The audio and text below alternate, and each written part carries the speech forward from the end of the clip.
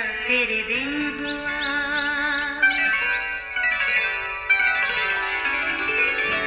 नया फिर दिन हुआ, पुरानी रात का करे सो शुक्र हम खुदा की जात का, खुदा की जात का, नया फिर दिन हुआ। आज की आयत, जब तू ज़ियाफ़त करे तो गरीबों, लुंचों, लंगड़ों और अंधों को बुला और तुझ पर बरकत होगी, क्योंकि उनके पास तुझे बदला देने के लिए कुछ भी नहीं।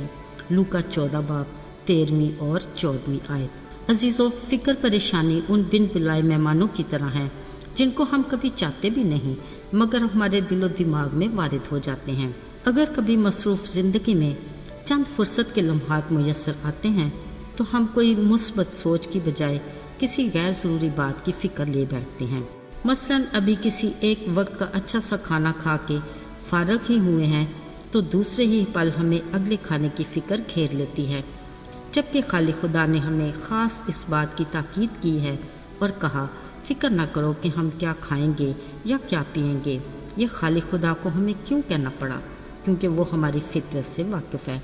याद रहे कि खालिक खुदा ना सिर्फ हमारे खाने पीने को देखता है बल्कि वो हमारे साथ दस्तरखान पर बैठे खाने में शरीक मेहमानों पर भी निगाह रखता है ना हैरत की बात। कलाम मुक़द्दस में लिखा है कि जब तू दिन का या रात का खाना तैयार करे तो अपने दोस्तों, भाइयों या रिश्तेदारों, दौलतमंद पड़ोसियों को ना बुला।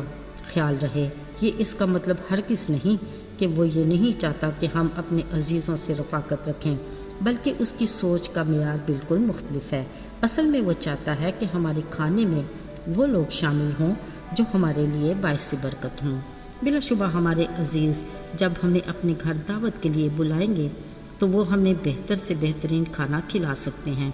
ऐसे में यकीनन शुक्रगुजारी की गुंजाइश कम ही होती है। अजीज़ों, ज़रा गौर करें, खुदा की सोच किस कदर मुनफरिद है। वो चाहता है हमारे मेहमान गरीब, लूंजे, अंधे, लंगड़े यानी ज़रूरतमंद हों जो हमारे लिए बाइस बरकत हों और खालिक की शुक्रगुजारी का बड़ा वसीला बने। ज़ाहिरी बात है, ऐसे मेहमान बदले में तो हमें कुछ नहीं दे सकते मगर दुआए खैर तो दे सकते हैं, जिसकी असल में हमें ज़रूरत भी है और खुदा की नज़र में पसंदीदा भी, क्योंकि रोटी पानी पर बरकत देने वाला तो वही है। मगर हम इसी रोटी पानी की फ़िक्र में अपनी ज़िंदगी गुजार देते हैं। शायद हमारी सोच में दूर दूर तक भी ऐसे ज़रूरतमंद मेहमानों की दावत याद नहीं, मगर आज खुदावंद हमें बरकत देने और बदला पाने के इस अनोखे असूल के बारे में आगाह करता है जो हर हाल में हमारे लिए बेहतर है। यूँ हम खुदा की खुशनुदी हासिल कर सकते हैं। अजीज़ों, याद रहे, खुदा ने भी अपनी बादशाही की ज़ियाफ़त उनके लिए खुली रखी है जो रास्तबाजी के भूखे और प्यासे हैं, ताकि वो आसूदा हों, जो इस रूहानी नेमत को जानते तो हैं मगर हासिल करके मुस्तफ़ीद नहीं होना चाहते। वो दुनिया की गैर ज़रूरी फ़िक्रों में पड़े रहते हैं। अजीज़ों, खुदा के दिए हर मौका को गंवा देते हैं। हम रस्मी मसीही बनकर मसीही सरगर्मी में सरगर्म तो रहते हैं मगर अमली मसीही ज़िंदगी में नीम गर्म है, जिसके बारे में खुदा का कलाम वाज़ेह है कि तू ना गर्म है और ना ही सर्द बल्कि तू नीम गर्म है, इसलिए मैं तुझे अपने मुंह से निकाल फेंकने को हूँ। मेरे अजीज़ों, नामी मसीही से खुदा को कोई सरोकार नहीं। वो हमें अमली मसीही देखना चाहता है।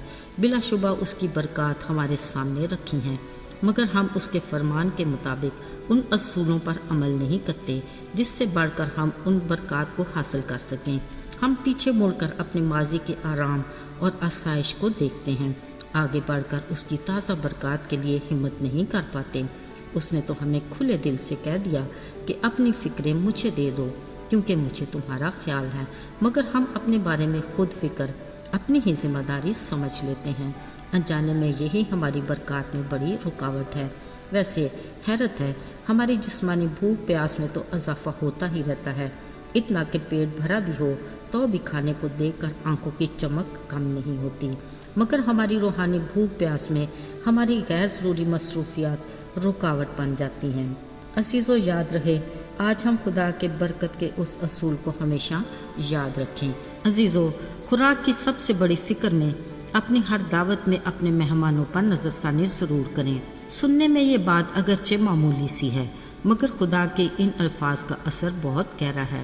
عزیزو، یسوع نے اپنی زمینی زندگی میں ان لوگوں کی دعوت کو قبول کیا جن کے بارے میں مذہبی ٹھیکیدار یہ کہتے تھے، دیکھو اس کھاؤ اور شرابی آدمی کو جو محصول لینے والوں اور گناہ گاروں کے ساتھ کھاتا پیتا ہے۔